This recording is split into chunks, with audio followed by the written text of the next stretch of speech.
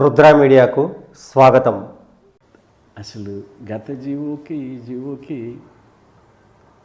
Major తేడాలు లేవు. రామచంద్రమూర్తి గారి కమిటీ అంటున్నారు, అసలు దానికి దీనికి అసలు తేడా లేదు. రామచంద్రమూర్తి గారి కమిటీ నివేదికని ప్రకారంగా జీవో రాలే. గత జీవోలో ఆ రికమెండేషన్స్ని కొన్ని తొక్కిపెట్టారు. ఇప్పుడు రామచంద్రమూర్తి గారి జీవోలో ఏ అయితే ఈ ప్రభుత్వం గత ప్రభుత్వము అమలు చేయకుండా ఉన్న దాన్ని ఈ ప్రభుత్వం కొన్నింటిని స్వీకరించింది. అది కాకుండా గత ప్రభుత్వము తీసుకొచ్చిన జీవోని తొక్కిపెట్టారు, ఎవరికి చెప్పలే. ప్రభుత్వం కూడా దానికి సవరణలు తీసుకురావాలి. హైకోర్టు, తెలంగాణ హైకోర్టు ఉర్దూ పత్రికలకు, ఉర్దూ జర్నలిస్టుల పట్ల చిన్నచూపు చూసింది. రెండవది, చిన్న పత్రికల పట్ల కూడా ఏబిసిడి అని వర్గీకరణలు చేసి న్యాయం చేయాలి. దీన్ని కోర్టు కొట్టేసింది 2 వేరు పిటిషన్లలో.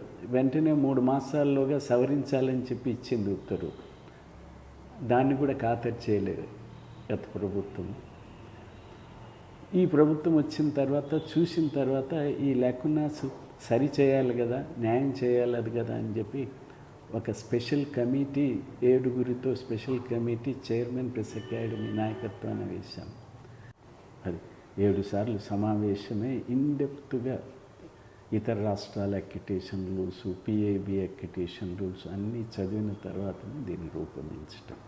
ఎవరో వ్యక్తిగతంగా కొంతమందికి దేశం ఉంటుంది. ఎందుకంటే ఈ రాష్ట్రంలో ఒక సంఘం బలోపేతమైన సంఘాన్ని నిర్మించుకోవటము, అన్నీ సాధించుకోవటంలో వాళ్ళు వైఫల్యం చెందారు కాబట్టి సహజంగానే వ్యక్తుల మీద దాడికి పూనుకుంటున్నారు. దాన్ని పక్కన పెడితే మేజర్ ఇది ఒకటి. అదేమిటంటే గతంలో డెస్క్లో పనిచేసే జర్నలిస్టులకి మాకు ప్రభుత్వ సదుపాయాలు అందటం లేదన్న భావం కొన్ని ప్రాంతాల్లో ఉంది. హైదరాబాదులో లేదు అది. ఎందుకంటే హైదరాబాదులో ప్రతి హౌసింగ్ సొసైటీలో అందరూ ఉన్నారు, ఒక్క విలేకరులు అనేది కాకుండా. ఇతర మేజర్ సెంటర్లు కూడా అట్లాగే ఉన్నారు. కొంతమందికి ఆ భావాలు వచ్చాయి, కొన్ని సంఘటనలు కూడా నిజానికి జరిగాయి కూడా. అందువల్ల ఈ జీవోలో వర్కింగ్ జర్నలిస్టులకు ప్రభుత్వము చేపట్టే ప్రతి సంక్షేమ చర్య, అది ఇండ్లు కానివ్వండి, ఇంటి స్థలాలు కానివ్వండి, ప్రయాణాలు కానివ్వండి, ట్రాన్స్పోర్ట్కి సంబంధించి కానీ, ట్రావెల్కి సంబంధించి కానివ్వండి, ఆ తర్వాత హెల్త్కు సంబంధించి కానివ్వండి, అది డెస్క్లో పనిచేస్తున్నారా, ఫీల్డ్లో పనిచేస్తున్న విలేకరుల అనే తారతమ్యం లేకుండా స్పష్టంగా దీంట్లో ఆల్ వర్కింగ్ జర్నలిస్ట్కి ఇది అప్లై కావాలా. ప్రభుత్వము, రాష్ట్ర ప్రభుత్వం తీసుకువచ్చే సంక్షేమ చర్యలన్నీ వారికి వర్తింపజేయాలో, అందరికీ వర్తింపజేయాలో, డిస్క్రిమినేషన్ కూడదనేది ఒక ఇది పెట్టారు.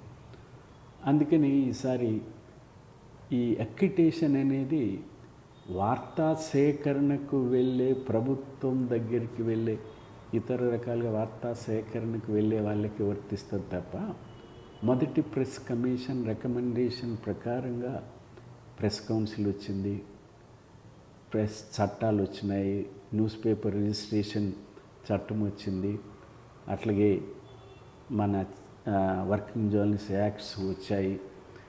ఆ దాంట్లోనే విలేకరులు, వార్తా సేకరణకు వెళ్ళే విలేకరులకు రక్షణకు కొంత గుర్తింపు ఉండాలా అని ప్రభుత్వం అక్రిటేషన్ సిస్టమ్ రికమెండేషన్ చేస్తే ప్రభుత్వం, ఆనాడు ప్రభుత్వం అంగీకరించి ఇప్పుడు అమలు చేస్తున్నది.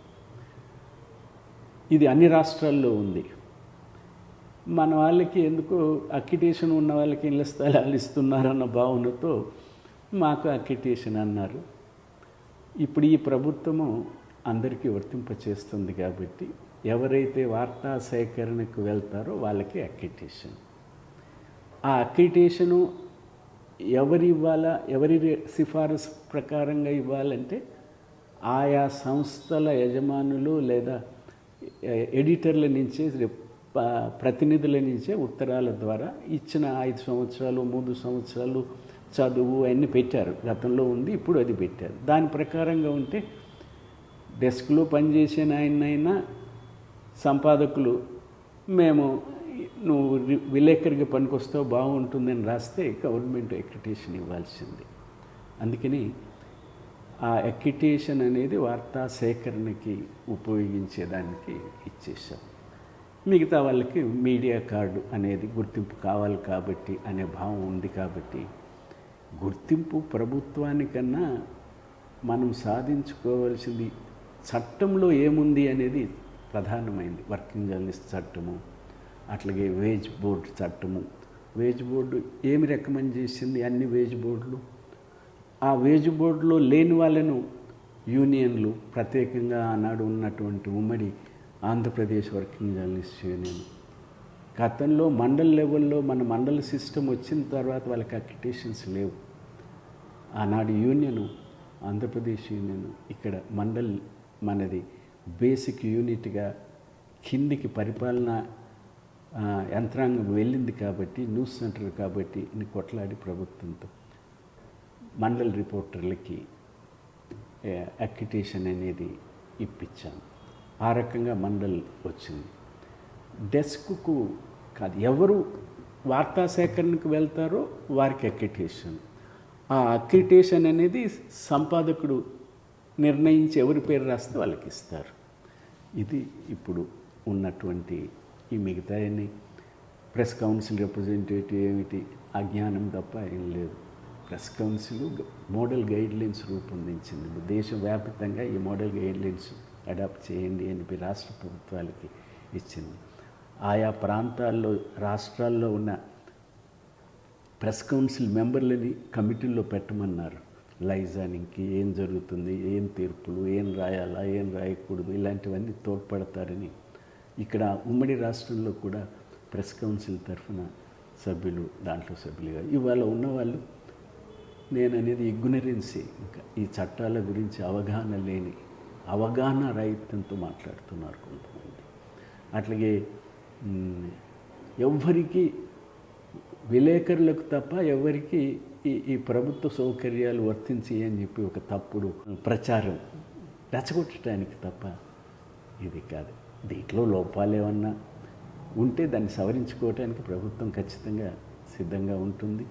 ఈ ఆందోళన రాజకీయ ఉద్దేశ ప్రేరేపితమైందా, చదవకుండా ఏదో ఒక దుగ్ధతో చేస్తున్నారా, లేదా అవగాహన రాహిత్యం చదవలేని తనం కూడా ఉందా ఏమన్నా అనేది చెప్పగలుగుతాను తప్ప, లేకపోతే స్పష్టంగా ఉన్న వేల ఇది పోతాయన్నారు. 1000 ఉన్నప్పుడు పరువు ఎంత పోయింది చెప్పండి.